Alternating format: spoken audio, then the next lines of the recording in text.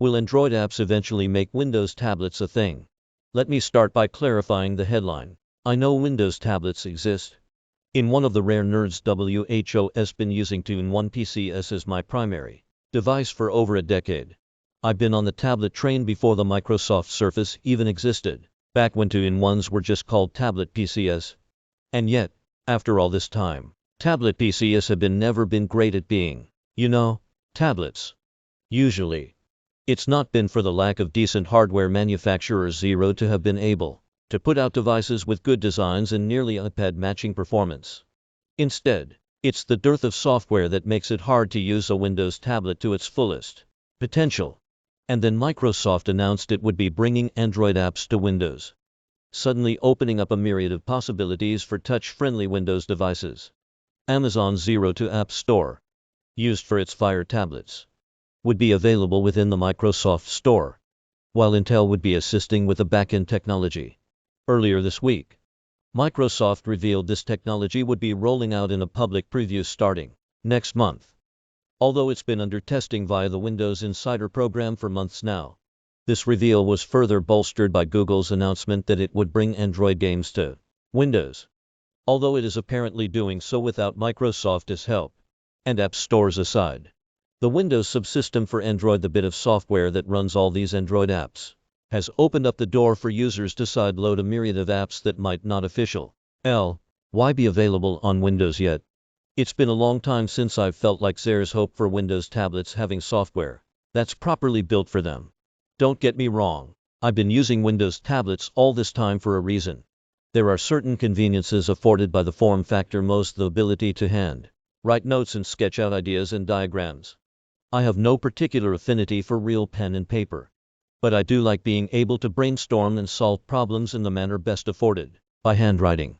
I like being able to grab my device, hold it in my arm, and browse the web at a distance that is comfortable for my eyes and back alike. But I also like having access to full-fledged, can do anything PC apps. That's why I use Windows convertibles rather than an iPad. For most people, owning an iPad means that you also need another device for your real work. You can get a whole lot done, but there comes a time when you eventually need to run more traditional PC apps. That's not the case with the majority of Windows tablets. They may be weaker than similarly priced traditional laptops, but at the end of the day, they can do everything a regular laptop can. Unfortunately, that same versatility is likely the reason Windows has been stuck with too few apps that work great with a touchscreen and/or stylus. There hasn't been enough incentive for developers to create good tablet apps when good old mouse and keyboard apps work just fine. There are some tablet-friendly apps by smaller developers, music composition apps, Staff Pad, and Drawboard PDF are two of my regulars, but for the most part, the Microsoft Store has felt barren for years. And even when there are Windows apps available, these often aren't as good or as regularly updated as the ones on other platforms. You're right. Whereas Android and iOS phone apps are roughly comparable most of the time, Android tablet apps tend to lag far behind their iPad counterparts. So then why get excited about Android apps coming to Windows? To put it plainly, your typical Android tablet app is still better than your average Windows tablet app. More importantly, there are just way more of them. For reference, the Microsoft Store has roughly 800,000 apps as of 2021. The Google Play Store has roughly 3 million. And if I were a betting man, I'd guess the average quality of the latter apps is higher.